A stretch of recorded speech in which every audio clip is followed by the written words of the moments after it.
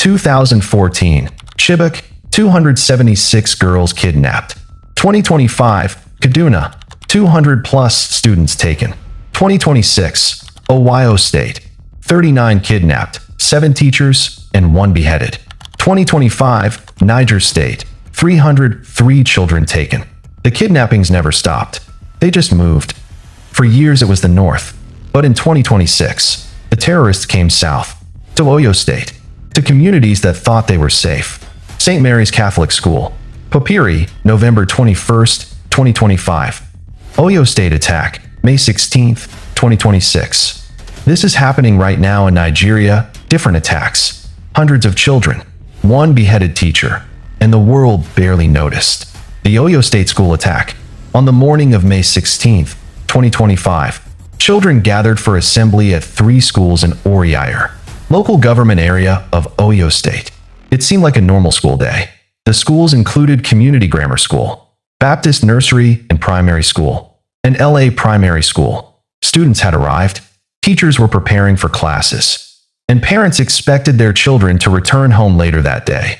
Instead, armed attackers reportedly stormed the area. According to eyewitness accounts, an assistant head teacher attempted to escape through a window but was shot and killed.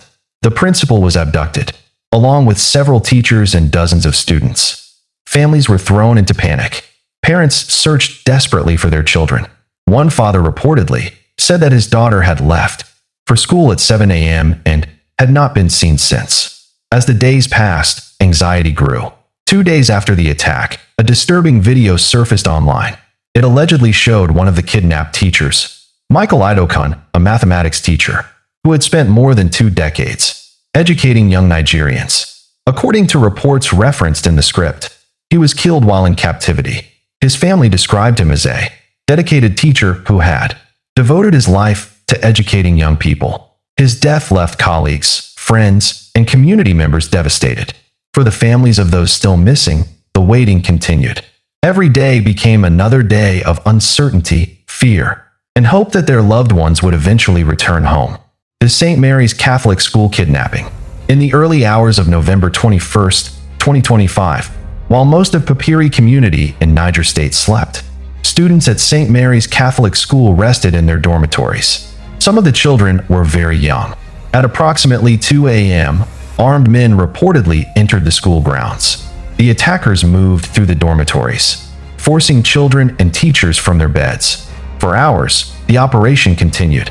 By the time the attackers left, hundreds of children and several teachers had reportedly been taken away into nearby forest areas. When daylight arrived, families and school officials faced a horrifying reality. Dormitories stood empty. Personal belongings were scattered across the floors.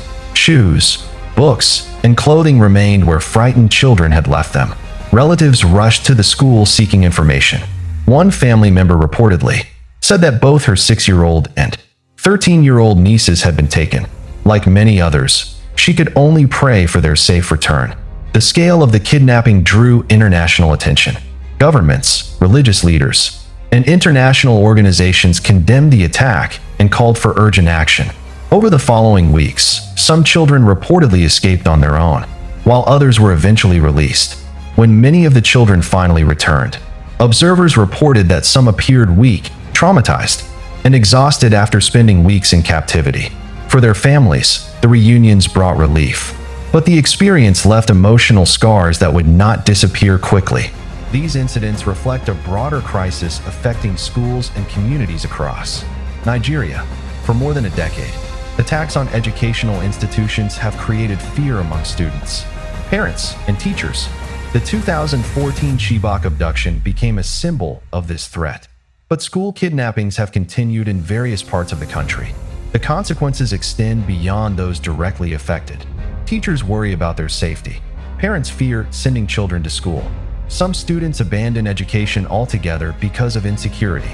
Every attack damages confidence in schools and creates long-lasting trauma within communities. At the center of every statistic are real people, children who wanted to learn, teachers who wanted to teach, and families who simply wanted their loved ones to come home safely.